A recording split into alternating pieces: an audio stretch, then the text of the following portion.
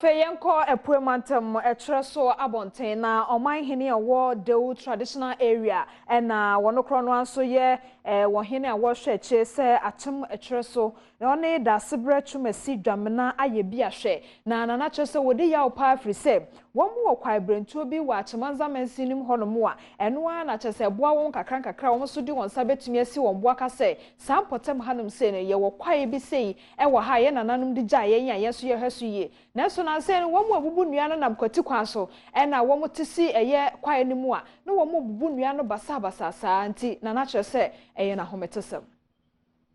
Omahina odo traditional area a wosaye ohempon edema Akyem Etwereso da sebre twumasi dwamena ayebi ahwe enene nani abriye pa isanse chenso operators bi a woni tumi krata esei enua ewo Pra-Brim kwayekesiem ewo Akyemansa mansini a ewo epoye mantam odi tudwa se chenso operators a otiamra enene yi wo twetwa enua efri Akyemansa kwayekesienim a wo hunu se ha omanfo yi da sebre twumasi dwamena edisansemi tudwa wabra omanfo wo Akyem Etwereso etwememu etia wona eyesa adwuma no ewo krom ho resenti odeto national security ani asoye a ehwe ensase ne abodiemu enema so meboa na mansini no enkuntia saa adwumadi reserve na da hono no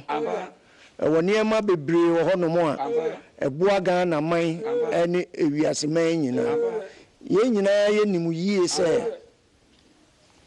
sabe obi wura forest no okoye adwuma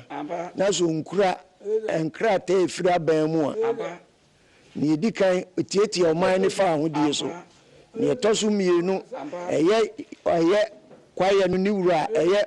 Etwereso man omusom di tietia e fa ahodie so e mananano mu a omde omogya abepre eto oman omonso e ka om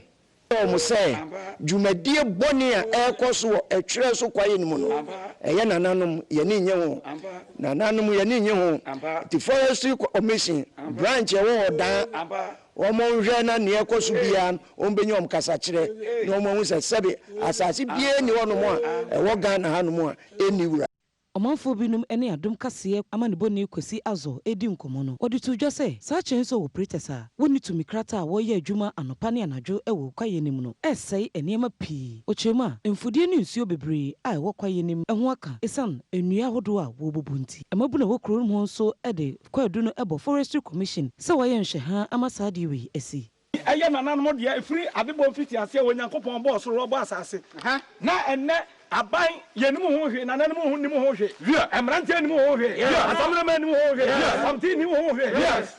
kan ya dia ka tell for say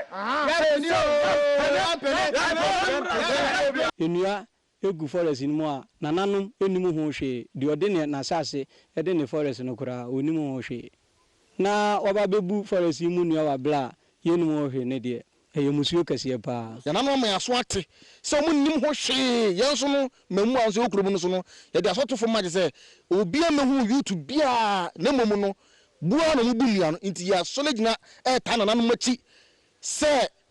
ansa na kopum se omu no yanano ba betena se na hihye papa bia o se omu ye de makro bia mbe no yen ye bekoso abo fresh ho ban na ye mpene so da kopum se hihye papa ba beda fom na kronu anya ntuma pa nso efre Posi panyimpa a wa Akyemansa mansini mu DSP runs for dinsia edito omanfo anim se wonka wankoma to oyem efise aposifo eguso a eye nhwehwemu ewo saasemi ho no bebomodin ase wona edi sa adwuma no obeche wo mu ama emra no ene wonadi nana atonsa afre ama ya ba asem num se de tie bia no ya hye nhwehwemu ase se nhwehwemu wie na se ba se omo age concession no in a right way yenso yene mabru no ebekasa enti yesrom se omunya abotre man we is a short time within 1 week yen sabetimi aka information bia ehia ama chese